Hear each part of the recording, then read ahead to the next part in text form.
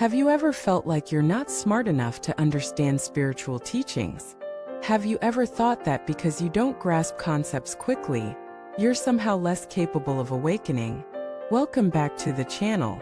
I'm deeply honored to have you here today, because we're about to uncover a misconception that holds so many people back on their path.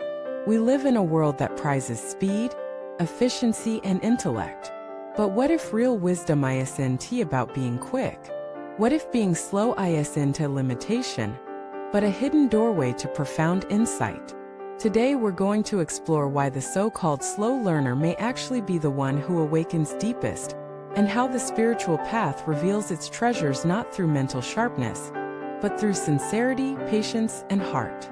Let us begin with a truth most people are afraid to admit. Sometimes we don't understand spiritual ideas. We read the books. We listen to the talks. We sit in the meditations.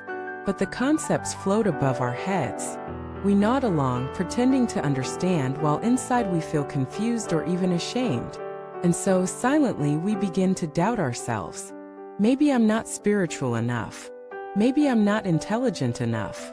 Maybe this path isn't for someone like me. This quiet self-judgment is more harmful than we realize, because it's not just blocking understanding, it's severing trust. Trust in ourselves. Trust in the process. Trust in the truth that awakening is not reserved for the intellectually elite. Let me say this clearly. Spiritual realization is not an exam.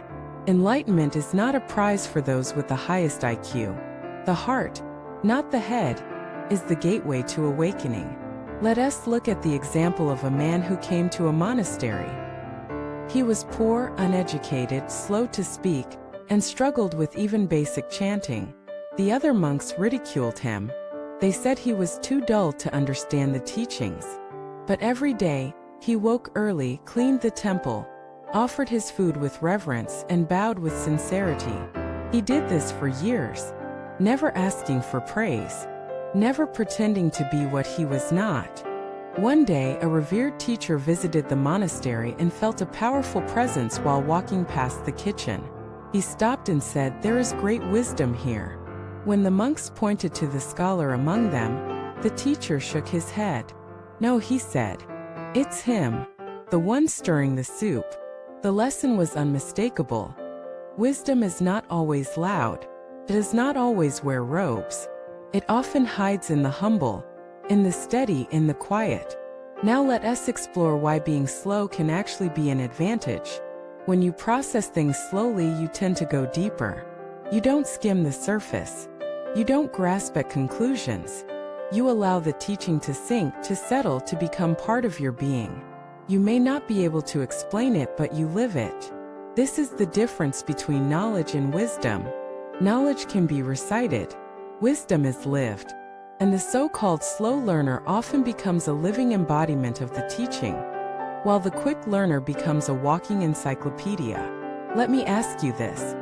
Would you rather be someone who can quote every sutra but lives in anxiety, or someone who forgets the words but lives with peace? That is the difference between memorization and transformation. And it's why we must stop confusing intellect with realization. Real spiritual growth happens not through cleverness, but through commitment.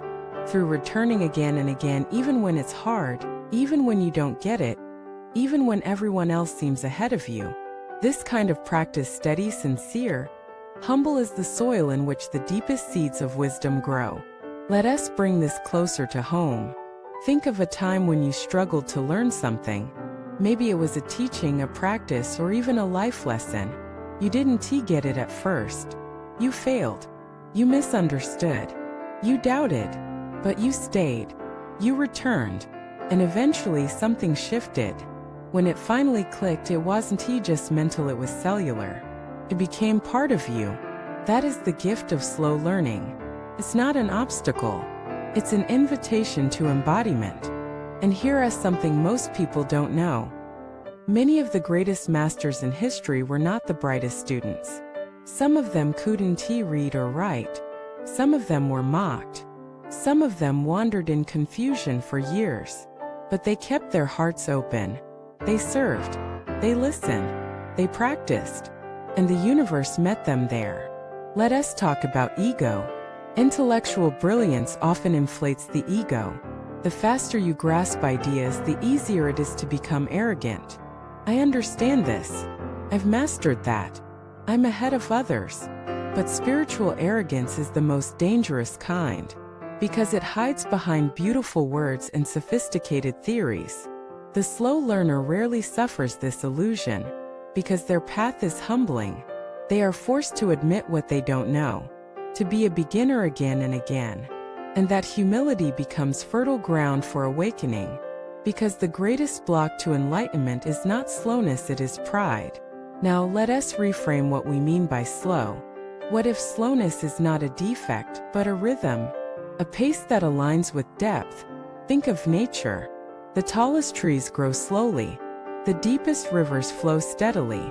The most enduring wisdom takes time to reveal itself. So why are we in such a rush? Why do we measure spiritual success by how quickly we awaken? Who are we trying to impress?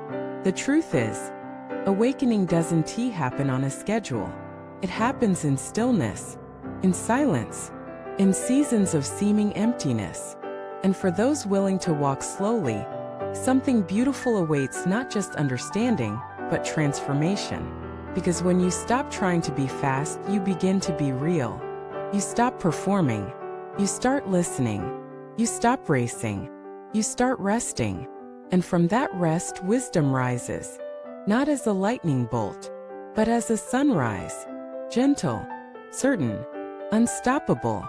So to those who feel slow, left behind, not smart enough, I offer you this.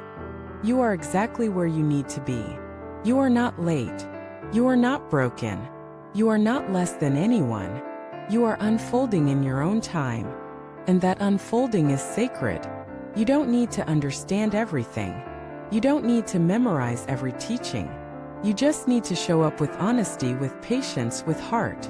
That's it. And in time, the truth will reveal itself to you, not as something you possess, but as something you become. Thank you so much for walking this path with me today. If you've ever struggled with feeling slow or inadequate on your journey, I hope this message reminds you of your worth. I'd love to hear your story. What has your path looked like? Have you felt left behind? What helped you keep going? Share in the comments below. Your experience might be the encouragement someone else needs.